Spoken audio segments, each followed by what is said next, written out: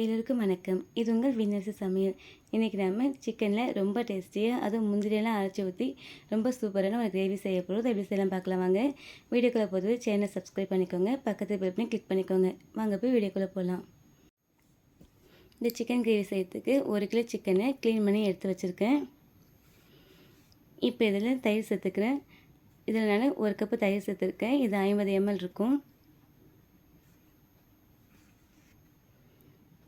1 teaspoon மிளகாய்த்தூள், 1 teaspoon Kashmiri மிளகாய்த்தூள், இது கூடவே 1/2 டீஸ்பூன் மஞ்சத்தூள், 1 டீஸ்பூன் மல்லித்தூள், 1/2 டீஸ்பூன் கரம் மசாலா, இந்த சிக்கனுக்கு தேவையான உப்பு, இது எல்லாத்தையும் சேர்த்து நல்லா கலந்து விட்டுடலாம். பாருங்கள், மசாலா பொருட்கள்லாம் சிக்கனோடு சேர்த்து இந்த அளவுக்கு கலந்து விட்டாச்சு. இப்போ சிக்கன் இந்த மசாலா பொருட்களை சேர்த்து ஒரு 1/2 மணி நேரம் ஊறி வரட்டும். அதுக்கப்புறம் பார்க்கலாம். இப்போ ஒரு வடைச்சட்டியில் தேவையான எண்ணெய் சேர்த்துக்கிறேன். இதில் மீடியம் சைஸில் 2 பெரிய வெங்காயத்தை ரஃப்பாக கட் பண்ணி சேர்த்துருக்கேன். இது கூடவே 15 பூண்டு பற்கள், ஒரு பெரிய துண்டு இஞ்சி இது போல் பொடியாக கட் பண்ணி சேர்த்துருக்கேன். இதெல்லாம் சேர்த்துட்டு நல்லா 1 நிமிஷம் வதக்கி விட்டுடலாம். இது கூடவே மீடியம் சைஸில் 3 தக்காளி கட் பண்ணி சேர்த்துருக்கேன். எல்லாத்தையும் சேர்த்து ஒரு 2 நிமிஷம் நல்லா வதக்கி விட்டுடலாம். பாருங்கள், வெங்காயம் தக்காளியெல்லாம் இதெல்லாம் வதங்கி வந்துடுச்சு. இப்போ ஸ்டவ் ஆஃப் பண்ணிவிட்டு இதை நல்லா ஆற வச்சு நல்லா நைஸாக பேஸ்ட் வர அரைச்சி எடுத்துக்கலாம். இப்போ அதே கடாயில் தேவையான எண்ணெய் சேர்த்துருக்கேன். இப்போ ஊற வச்ச சிக்கன் எல்லாம் இதில் சேர்த்துக்கிறேன்.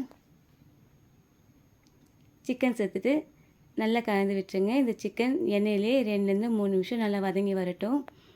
இந்த சிக்கன் வந்து தண்ணியெல்லாம் பிரிஞ்சு வரும். அது வரைக்கும் வதக்கி விட்டுடலாம்.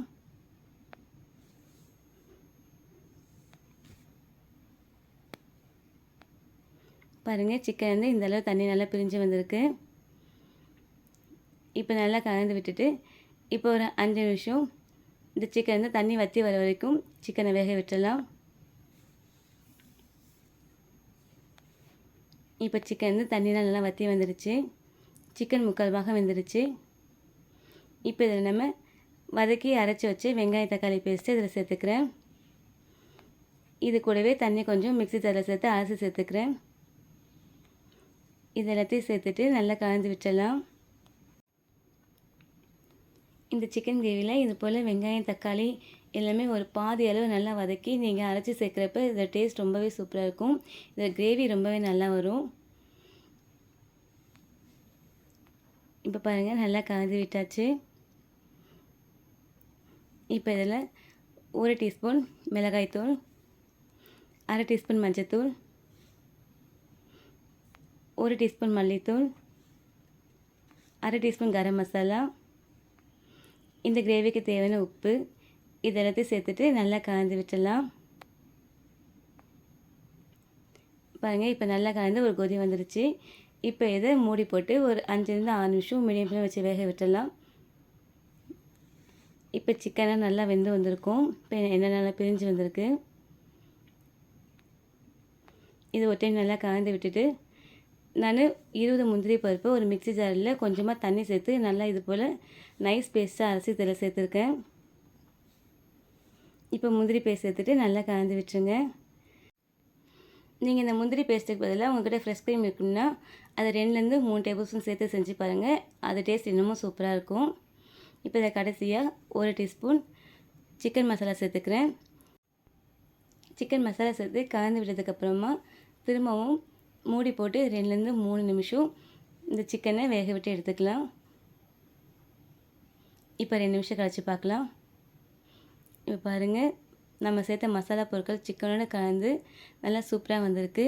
நல்லா எண்ணெய் பிரிஞ்சு வந்திருக்கு. பாருங்கள், சிக்கனால் நல்லா வெந்துருச்சு.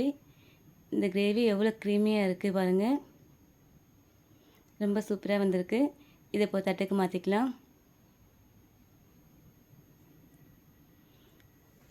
நீங்கள் சிக்கன் எடுத்திங்கன்னா இது போல் முந்திரியெல்லாம் அரைச்சி இது போல் செஞ்சு பாருங்கள். இந்த சிக்கன் கிரேவி ரொம்ப டேஸ்ட்டாக இருக்கும். இப்போ இது மேலே கொஞ்சமாக முந்திரி பேஸ்ட் சேர்த்துக்கிறேன். இந்த கிரேவியை நீங்கள் ஒயிட் ரைஸோட தேங்காய் பால் சாதத்தோட இட்லி தோசை சப்பாத்தி நான் கூட வச்சு சாப்பிட்றப்ப ரொம்பவே டேஸ்ட்டாக இருக்கும். இது போல் நீங்கள் ட்ரை பண்ணி பாருங்கள். ட்ரை பண்ணி பார்த்துட்டு இப்போ இருக்க கமெண்ட்டில் சொல்லுங்கள். இந்த வீடியோ உங்களுக்கு பிடிச்சிருந்தா லைக் பண்ணுங்கள், ஷேர் பண்ணுங்கள். இந்த சேனலை மறக்காமல் சப்ஸ்கிரைப் பண்ணிவிடுங்க. பக்கத்தை பெல் பண்ணி கிளிக் பண்ணிவிடுங்க. இன்னொரு வீடியோவை சந்திக்கிறேன். தேங்க்யூ.